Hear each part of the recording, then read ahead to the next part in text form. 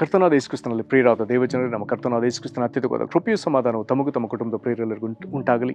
ಹೃದಯಂಗಮ ಮಾತೆನ್ನುವ ಈ ಮುಂಜಾನೆ ವಾಕ್ಯದ ಸರಣಿಯಲ್ಲಿ ಈ ತಿಂಗಳು ನಾವು ಯೇಸು ಕ್ರಿಸ್ತನ ಪ್ರಾಮುಖ್ಯವಾದ ಬೋಧನೆಗಳು ಎಂಬ ಶೀರ್ಷಿಕೆಯಡಿಯಲ್ಲಿ ಮತ್ತೊಂದು ಬರೆದ ಸುವಾರ್ತೆಯ 5ನೇ ಅಧ್ಯಾಯದಿಂದ 8ನೇ ಅಧ್ಯಾಯದವರೆಗಿನ ಕೆಲವು ಪ್ರಾಮುಖ್ಯವಾದ ವಚನಗಳನ್ನ ಧ್ಯಾನಿಸುತ್ತಿದ್ದೇವೆ. ಈ ದಿನ ನಾವು ಧ್ಯಾನಿಸುವಂಥ ದೇವರ ವಾಕ್ಯದ ಭಾಗ ಮತ್ತಾಯ 7:7, ಬಹಳ ಚಿರಪರಿಚಿತವಾಗಿರುವಂಥ ದೇವರ ವಾಕ್ಯದ ಭಾಗ.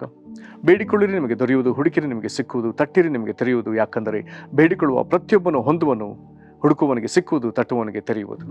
ಈ ವಾಕ್ಯಗಳನ್ನ ಗ್ರಹಿಸೋದಕ್ಕೆ ಶಕ್ತರಾಗುವಂಥ ದೇವರು ತನ್ನ ಆತ್ಮನ ಮೂಲಕ ನಮಗೆ ತನ್ನ ವಿಶೇಷವಾದ ಗ್ರಹಿಕೆಯನ್ನು ಅನುಗ್ರಹಿಸಲಿ.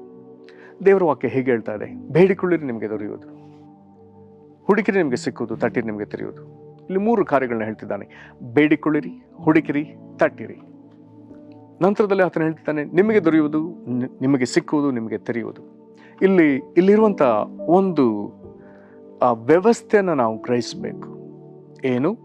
ಬೇಡಿಕೊಳ್ಳಿರಿ, ಹುಡುಕಿರಿ, ತಟ್ಟಿರಿ ಎಂಬಂಥ ಈ ಮಾತು ಮೊದಲಿಗೆ ಹೇಳಿರೋದ್ರಿಂದ ಇಲ್ಲಿ ದೇವರು ನಮಗೆ ಇದನ್ನು ಆಜ್ಞೆಯಾಗಿ ಕೊಟ್ಟಿದ್ದಾನೆ. ಬೇಡಿಕೊಳ್ಳಿರಿ ಆಜ್ಞೆ, ಹುಡುಕಿರಿ ಆಜ್ಞೆ, ತಟ್ಟಿರಿ ಆಜ್ಞೆ. ಹಾಗಾದರೆ ಆಜ್ಞೆಗೆ ವಿಧೇಯರಾಗುವಾಗ ಮುಂದಿನ ಸಂಭವಗಳು, ಬೇಡಿಕೊಳ್ಳುವವನಿಗೆ ಅದು ದೊರಕ್ತದೆ. ಹಾಗಾದರೆ ನಾವು ಬೇಡುವಂಥದ್ದು ಮೊದಲು, ದೊರೆಯುವಂಥದ್ದು ನಂತರ. ಹುಡುಕುವಂಥದ್ದು ಮೊದಲು, ಸಿಕ್ಕುವಂಥದ್ದು ಅನಂತರ. ತಟ್ಟುವಂಥದ್ದು ಮೊದಲು, ನಮಗೆ ತೆರೆಯುವಂಥದ್ದು ಅನಂತರ. ಪ್ರೇರೆ, ಈ ನಿಯಮ ಸತ್ಯವೇದದ ಉದ್ದಕ್ಕೂ ಇದೆ. ನಾವು ಮೊದಲು ಸ್ಪಂದಿಸಬೇಕೆಂಬುದನ್ನು ದೇವರು ಹೇಳ್ತಿದ್ದಾನೆ. ಅದೇ ವೇಳೆಯಲ್ಲಿ ಹಾಗಾದರೆ ದೇವರು ಮೊದಲು ಸ್ಪಂದಿಸಬಾರ್ದಾ ಎಂಬುದಾಗಿ ಯಾರಾದರೂ ಯೋಚಿಸ್ತಿದ್ರೆ, ಪ್ರೇರೆ, ಇಲ್ಲಿಯೂ ನಮ್ಮ ಗ್ರಹಿಕೆ ಸರಿಯಾಗಲಿ. ದೇವರು ನಮ್ಮ ಸಮೀಪಕ್ಕೆ ಬಂದಿದ್ದಾನೆ. ಕುರುಡು ಬಾರ್ತಿಮಾಯನ ಸಮೀಪಕ್ಕೆ ಯೇಸು ಬಂದಿದ್ದಾನೆ. ಅವನು ಕರೆದರೆ ಕೇಳುವಷ್ಟು ಸಮೀಪಕ್ಕೆ ಬಂದಿದ್ದಾನೆ. ಅವನು ಭಿಕ್ಷಾಟನೆ ಮಾಡುತ್ತಿದ್ದಂಥ ಅದೇ ರಸ್ತೆಯ ಆತನ ಸಮೀಪಕ್ಕೆ ಆತನು ಬಂದು ಹಾದು ಹೋಗ್ತಿದ್ದಾನೆ. ಯಾಕೆ? ಅದನ್ನು ಅವನು ಪ್ರಾರ್ಥಿಸಲಿ ಅಂತ. ಹಾಗಾದರೆ ಅವನು ಈ ವಾಕ್ಯಕ್ಕೆ ಸರಿಯಾಗಿ ನಡ್ಕೊಳ್ತಾನೆ. ಸಮೀಪ ಬಂದ ದೇವರನ್ನ ಕಂಡು ಅಲ್ಲಿ ಯಾವ ಅವಕಾಶವನ್ನು ಪಡಿಬೇಕು, ಅವಕಾಶಕ್ಕಾಗಿ ಈಗ ಆತನು ತವಕಿಸಿ ಅದಕ್ಕೆ ಬೇಕಾದ ಪರಿಪೂರ್ಣ ಪ್ರಯತ್ನ ಮಾಡ್ತಿದ್ದಾನೆ. ಅವನಲ್ಲಿ ಬೇಡ್ತಿದ್ದಾನೆ. ದೇವರನ್ನ ದಾವೀದ ಕುಮಾರನೆಂಬುದಾಗಿ ಕೂಗಿ ಕರೀತಿದ್ದಾನೆ. ಆತನನ್ನು ಹುಡುಕ್ತಿದ್ದಾನೆ. ಆ ಪ್ರಯತ್ನವನ್ನು ಪದೇ ಪದೇ ಮಾಡ್ತಿದ್ದಾನೆ, ಬೇಡಿಕೊಳ್ತಿದ್ದಾನೆ. ಯೇಸು ಆ ಶಬ್ದವನ್ನು ಕೇಳಿ ಆತನ ಮುಂದೆ ಹೋಗ್ತಿದ್ದಾನೆ. ಈತನು ಬೇಗ ಕಣ್ಣು ಕಾಣದೇ ಇದ್ರು ಯೇಸುವನ್ನ ಇನ್ನೂ ಅಧಿಕವಾಗಿ ಕೂಗ್ತಿದ್ದಾನೆ.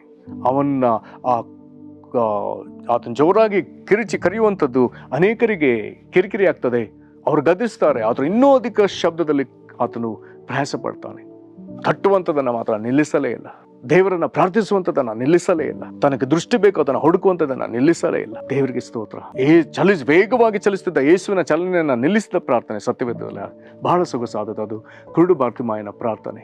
ಯೇಸು ನಿಲ್ತಾನೆ. ಅವನನ್ನು ಹತ್ತಿರ ಕರತರಲಿ ಕೇಳ್ತಾನೆ. ಹತ್ತಿರ ಬಂದವನಿಗೆ ನಿನ್ಗೆ ಏನು ಬೇಕೆಂಬುದಾಗಿ ಕೇಳ್ತಾನೆ.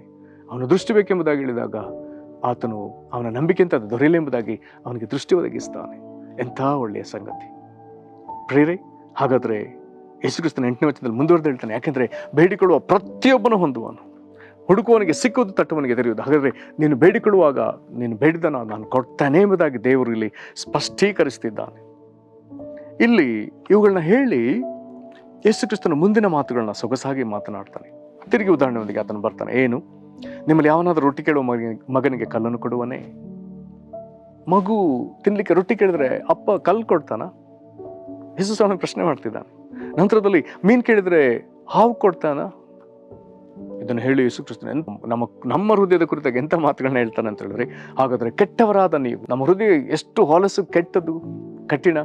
ಆದ್ರೆ ಇಂಥವರು ನೀವು ನಿಮ್ಮ ಮಕ್ಕಳಿಗೆ ಅವ್ರು ಕೇಳಿದನ್ನೇ ಕೊಡುವುದಾದ್ರೆ, ರೊಟ್ಟಿ ಕೇಳಿದ್ರೆ ರೊಟ್ಟಿನೇ ಕೊಡ್ತೀರಿ, ಮೀನು ಕೇಳಿದ್ರೆ ಮೀನನ್ನೇ ಕೊಡುವರಾದರೆ ಹಾಗಾದ್ರೆ ಕೆಟ್ಟವರಾದ ನೀವು ನಿಮ್ಮ ಮಕ್ಕಳಿಗೆ ಒಳ್ಳೆಯ ಪದಾರ್ಥಗಳನ್ನು ಕೊಡಬಲ್ಲವರಾದರೆ ಪರಲೋಕದಲ್ಲಿರುವ ನಿಮ್ಮ ತಂದೆಯು, ಹಾಗಾದ್ರೆ ಆತನು ಒಳ್ಳೆಯವ, ನಿಮ್ಮ ತಂದೆಯು ತನ್ನನ್ನು ಬೇಡಿಕೊಳ್ಳುವವರಿಗೆ ಎಷ್ಟೋ ಹೆಚ್ಚಾಗಿ ಒಳ್ಳೆಯ ವರಗಳನ್ನು ಕೊಡುವನಲ್ಲವೇ? ಪ್ರೇರೆ, ಹಾಗಾದರೆ ನಾವು ಬೇಡಿಕೊಂಡದನ್ನು ಕೊಡ್ತೇನೆ.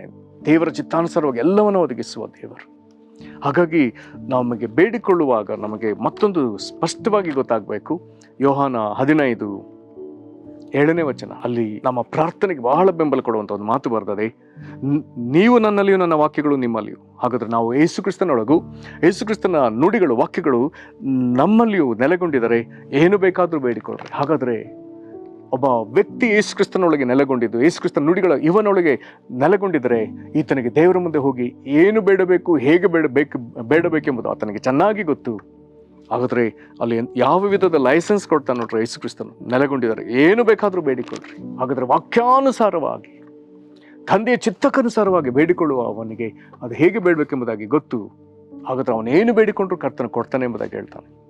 ಇಲ್ಲಿ ನಾವೀಗ ಓದಿದ ಈ ವಾಕ್ಯದ ಭಾಗವನ್ನು ಲೂಕನು ಬರೆದ ಸುವಾರ್ತೆಯ 11ನೇ ವಚನದಲ್ಲಿ ಓದುವಾಗ, 11ನೇ ಅಧ್ಯಾಯದಲ್ಲಿ ಓದುವಾಗ, ಅಲ್ಲಿ ಯೇಸು ಕ್ರಿಸ್ತನು ಇದರ ಗ್ರಹಿಕೆಯನ್ನು ಇನ್ನೂ ವಿಸ್ತಾರ ಮಾಡ್ತಾನೆ. ಇದೇ ಸಂದರ್ಭವನ್ನು ಮಾತನಾಡ್ತಾ, ಅಂದರೆ 11ನೇ ಅಧ್ಯಾಯದ 11ನೇ ವಚನಕ್ಕೆ ಬರುವಾಗ, ನಿಮ್ಮಲ್ಲಿ ತಂದೆಯಾದವನು ಮೀನನ್ನು, ಇದೇ ವಾಕ್ಯಗಳನ್ನ ಮಾತನಾಡ್ತಾನೆ. ತಟ್ಟುವ, ಹುಡುಕುವ, ತೆರೆಯುವ, ಬೇಡಿಕೊಳ್ಳುವ, ತಟ್ಟುವ, ಹುಡುಕುವ ಸಂಗತಿಗಳನ್ನ, ಅಂದರೆ 10ನೇ ವಚನದಿಂದ ಬರುವಾಗ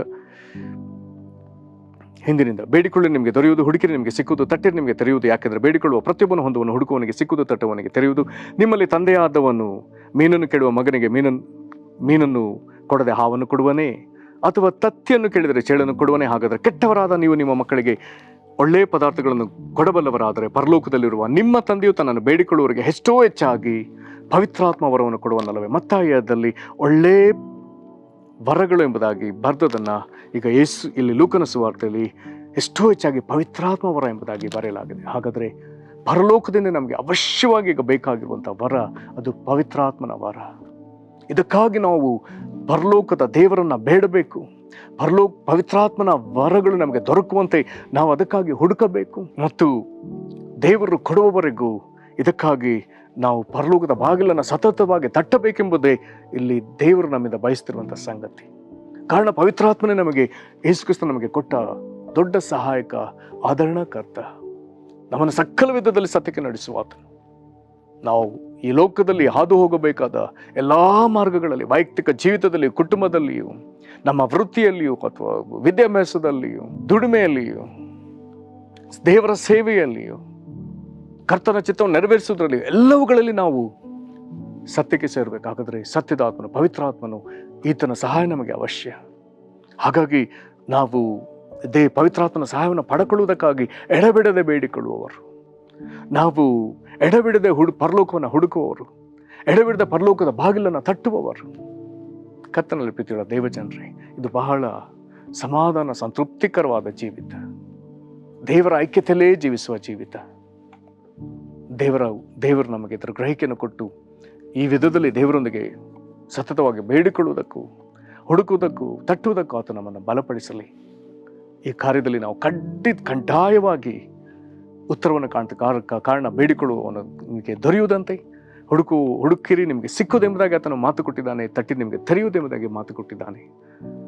ಬೇಡಿಕೊಳ್ಳುವ ಪ್ರತಿಯೊಬ್ಬನು ಹೊಂದುವನೆಂಬುದಾಗಿ ಯೇಸು ಕ್ರಿಸ್ತನು ಹೇಳಿದ್ದಾನೆ.